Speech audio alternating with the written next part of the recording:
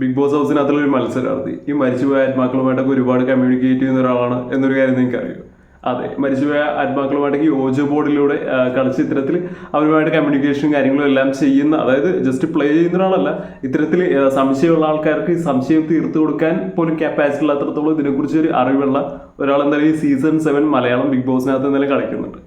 വേറെ ആരുമല്ല, ഒണിൽ സാബുവാണ്. അപ്പൊ ഇതിനെക്കുറിച്ചുള്ള ഡാറ്റ എന്തായാലും കിട്ടിയിരിക്കുന്ന തൊപ്പിയാണ്. അദ്ദേഹത്തിന്റെ ലൈവിനകത്ത് കഴിഞ്ഞ ദിവസം എന്തായാലും അദ്ദേഹം ഇതിനെക്കുറിച്ച് പറയുന്നുണ്ട്. അവരെന്തായാലും ഈ ഓജോ ബോർഡൊക്കെ മേടിച്ചിട്ട് ഇത്തരത്തിൽ കളിക്കാൻ വേണ്ടി ഇങ്ങനെ ഇവര് കൺഫ്യൂഷൻസ് തീരാൻ വേണ്ടി ഇതിനെക്കുറിച്ച് നല്ല രീതിയിൽ പ്രോ ആയിട്ടുള്ള ആൾക്കാരുടെ അടുത്ത് ഇതിനെക്കുറിച്ച് സംസാരിക്കും, ഇതിനെക്കുറിച്ച് സംശയം തീർക്കാൻ വേണ്ടിയുള്ള കാര്യങ്ങളെല്ലാം ഈ തൊപ്പി എന്തായാലും നോക്കുന്നുണ്ട്. അപ്പൊ അത്തരത്തിൽ അദ്ദേഹം ഓൾറെഡി 2 വർഷം മുന്നേ എന്തായാലും ഇവർ കളിക്കുന്നതിന് വേണ്ടി ഇത്തരത്തിൽ ഒരാളെ വേണ്ടി കമ്മ്യൂണിക്കേറ്റ് ചെയ്തിരുന്നു. ഒരു നമ്പർ ഇട്ടിട്ട് അതിനകത്ത് വിളിച്ചിരുന്നു തൊപ്പിയൊക്കെ.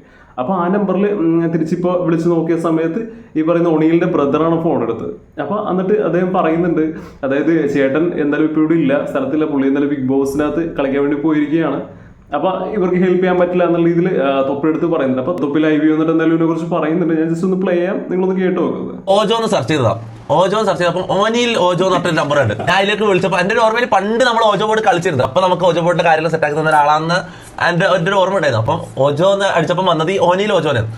പക്ഷേ ഓനിയിൽ ഓജോനെ ഞാൻ വിളിച്ചപ്പോൾ വേറൊരാൾ ഫോൺ എടുത്ത് അതിനാണ് ഓനിൽ ചേട്ടനില്ല, എനിക്കൊന്ന് ഓജോ ബോർഡ് കളിക്കണമെന്ന് ഞാൻ അങ്ങോട്ട് പറഞ്ഞു. അപ്പൊ എന്നോട് തിരിച്ചറിയാം ഓനിലിന്റെ അനിയനാണ്, ചേട്ടൻ ബിഗ് ബോസിൽ പോയല്ലോ. ബിഗ് ബോസ് ആര്? ഈ പ്രയത്തിന്റെ സംഭവം ഇല്ലാന്ന് ഇയാൾ ഇൻട്രസ്റ്റിംഗ് വിഷയം. ഈ ഓനിൽ എന്ന് പറഞ്ഞ ആളിപ്പോ ബിഗ് ബോസിലാണ്. ഞാനത് അറിഞ്ഞിട്ടില്ല. ഞാൻ ഇയാളെ മുഖവും ഇയാളെ പേരെല്ലാം ഞാൻ മറന്നുപോയി. മനസ്സിലായി, ബിഗ് ബോസിലുള്ള ഓനിയിലാണ് ഈ ഓനിയിൽ.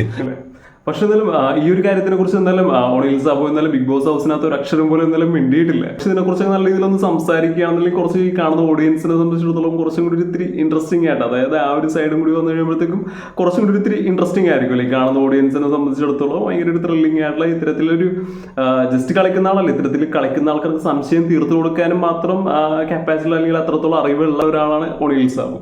അപ്പൊ അദ്ദേഹത്തിന്റെ എക്സ്പീരിയൻസിലോ അദ്ദേഹത്തിന് ഇതിനെക്കുറിച്ചുള്ള അറിവുകളും എല്ലാം ഇത്തരത്തിൽ സംസാരിക്കുന്ന സമയത്ത് അത് ഒരു വേറെ രീതിയിലുള്ള ഇൻട്രസ്റ്റിംഗ് ആയിട്ടുള്ള കാര്യങ്ങളും കൂടി ചിലപ്പോൾ അതിനകത്ത് വരുമ്പോഴത്തേക്കും അതൊരു കുറച്ചും കൂടി ഒരു ഒണിൽ സാബ് ഒന്നാമത്തെ കാര്യം ഭയങ്കര കുറച്ച് വീക്കാണോ, ഭയങ്കര ഒരു ആക്റ്റീവ് ആയിട്ടുള്ള ഒരാളോ കാര്യങ്ങളൊന്നും അല്ല. അപ്പൊ ഇതുപോലത്തെ ഇൻട്രസ്റ്റിംഗ് ആയിട്ടുള്ള ഫാക്ട്സും കാര്യങ്ങളും എല്ലാം അദ്ദേഹം പറയുമ്പോൾ അല്ലെങ്കിൽ അതൊക്കെ വെച്ചിട്ട് വേറൊരു ലൈൻ കളിക്കുകയാണെന്നുണ്ടെങ്കിൽ ചിലപ്പോൾ ഒരു പക്ഷെ നല്ല രീതിയിൽ മുന്നേറി പോകാൻ അല്ലെങ്കിൽ ഒരു വേറെ രീതിയിലൊരു കൈൻഡ് ഓഫ് ഫാൻസ് ഒക്കെ അദ്ദേഹത്തിന് സെറ്റ് ഓഫ് ഓഡിയൻസ് ഒക്കെ ഒണിൽ സാബുവിന് വേണ്ടി നല്ല രീതിയിലൊരു ഗ്രൂപ്പ് ഓഫ് ഫാൻസോ കാര്യങ്ങളൊക്കെ നല്ല രീതിയിൽ ഫോം ആവാനുള്ള ഒരു സാധ്യതയുള്ള ഒരു കാര്യമായിട്ട് തന്നെ വേണമെങ്കിൽ നമുക്ക് പറയാമല്ലേ.